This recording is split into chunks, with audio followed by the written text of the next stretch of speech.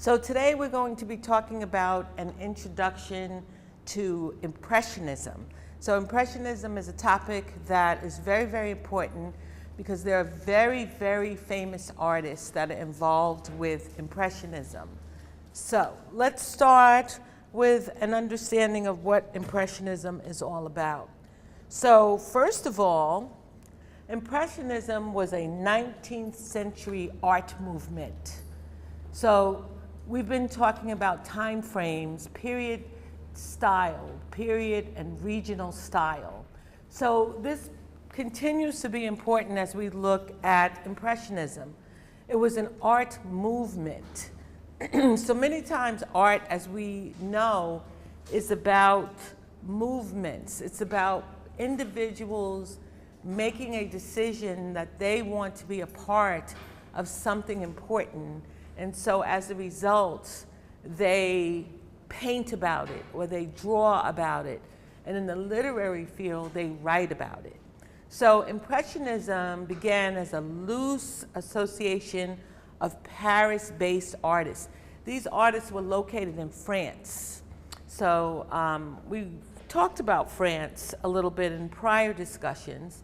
And they began exhibiting their art publicly in the 1860s.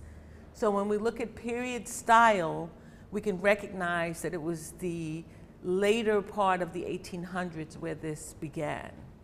The name of the movement is derived from the title of a Claude Monet painting.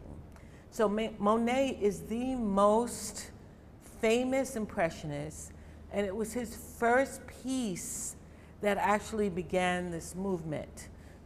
So the title of this piece is Impression Sunrise. So some of you may have seen Impression Sunrise previously in terms of your films. So in terms of your observation of Western art. So the piece Impression Sunrise, let's talk about some of the key words associated with Impressionism. The first key word is blurry.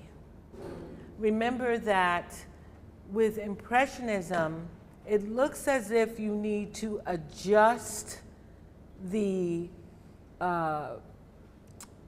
painting because the painting looks like you can't make out the detail. So if you look very carefully, you can see that when you're looking at the slide. And the title of the slide that I'm referring to is the title Impression Sunrise.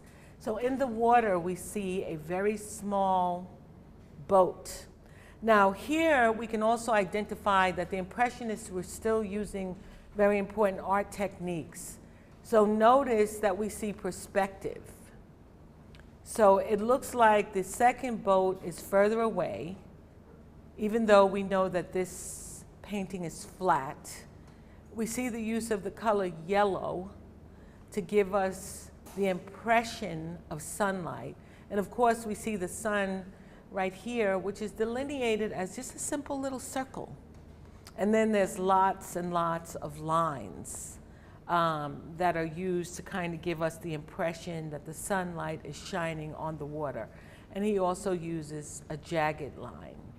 So very nice piece of work that we see from Monet, the first piece.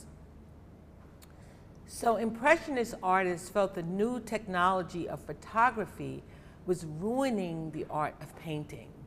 So remember, photography was not always around.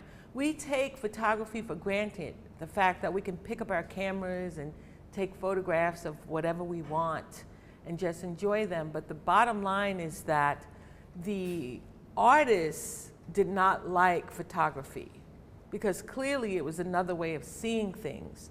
They felt the need to create a new style of painting in which actual, accurate rendering of the subject was not the main focus. So when you use your camera and you take a photograph, you're trying to capture exactly what you see. You're participating in a form of realism. So the Impressionists were saying, we don't want to see it exactly the way it is. We want to add our artistic creativity to it. And the way that we do that is through this kind of blurry scenery. The Impressionists changed the approach to painting by recreating the sensation in the eye that views the subject, rather than recreating the subject. So when you look at Impression Sunrise as an example versus me looking at Impression Sunrise, we might see slightly different things because we have to adjust our eyes to kind of make out what we're seeing. It's not abstract in any way, because with abstract, you have no idea for the most part what you're looking at. But with Impressionism, you do have an idea of what you're looking at, but because it's not so clear, you have to make some decisions. And so that is why it is referred to as Impressionism, because you merely get an impression of what you're looking at rather than the actual thing. The public at first hated the paintings. People didn't like it. Why do you think they didn't like it? Because they had to adjust the blurriness. And then gradually they came to believe that the Impressionists had captured a fresh and original vision. So it grew on people. Initially people didn't like it, and then afterwards they started to say, you know, maybe this is not so bad after all. This is interesting, it's unique. The art critics of that time continued to disapprove, calling the paintings unfinished sketches. So any painter or person who draws will generally sketch their idea first just to get it on paper. And then after they sketch it and they get it on paper, they flesh it out more. And so what the critics were saying is that you're just creating the sketch, you're never fleshing out the work. So it's unfinished, and we don't like that. So let's talk about art critics for a moment. Art is not just for the sake of art. Sometimes people can just pick up a pen or their canvas and paints and so forth and begin the process, and that's just painting. But once you become known, then there are individuals who begin to look at your work and critique it. And they have credibility, meaning that people respect their opinions. So when that happens and they disapprove, it could shape the minds of the people who are looking at the art. And that's why it's important to get the critics to buy into the art. So let's look at some of the characteristics of Impressionistic painting. They're very important, and these are the items that you will be tested on. So let's make sure that you know them.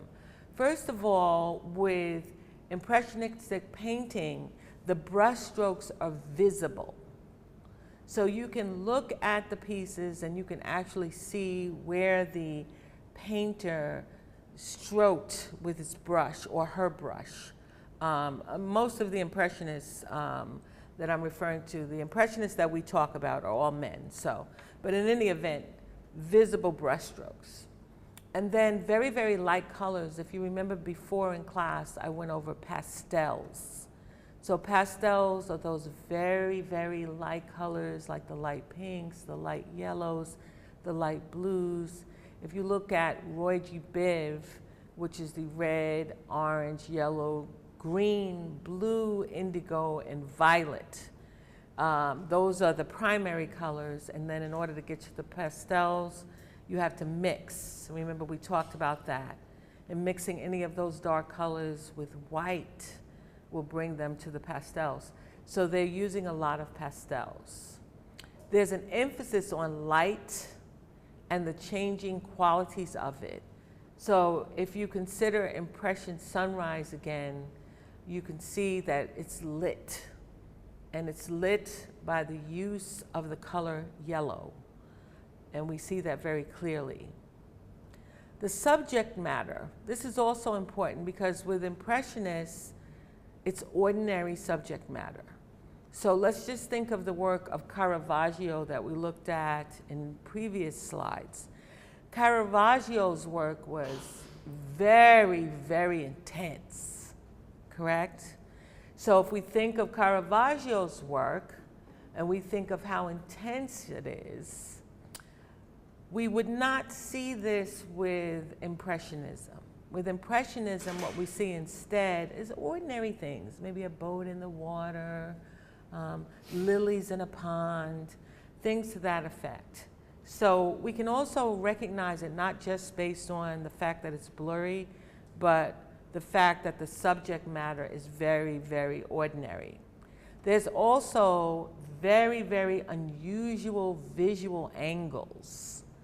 So if you look at the angles in the painting that we have discussed in prior presentations, the unusual visual angles are apparent. So we'll go over that later. And also there are open compositions. So each of those things are important. So let's take a look at the slide entitled Visible Brushstrokes. I want you to look at that particular slide very, very carefully. So with visible brushstrokes, you can immediately see the angles in the arms of these young women. And note that those angles are unusual. Just imagine yourself being placed in this posture, and you will recognize immediately, wow, that doesn't look like an ordinary angle, it feels different. In addition, we can see that there's movement. So remember, angles create movement. So we see it very clearly in this piece, and we can also see it in the background. Now, look at those brush strokes. So when you're looking at your PowerPoint presentation on this closely, you can see these brush strokes. They're very, very clear. And also, we can note that it's blurry, that we just want to adjust it just a little bit more, so maybe we could see her eyes a little bit clearer, her mouth a little bit clearer in the images, and so forth. And note the colors. Even though we see red, that red is very faint. It's not a bright, bold red like in the Caravaggio pieces. And all of the coloring in the piece is very, very light. So with Impressionism, we see that always to be the case.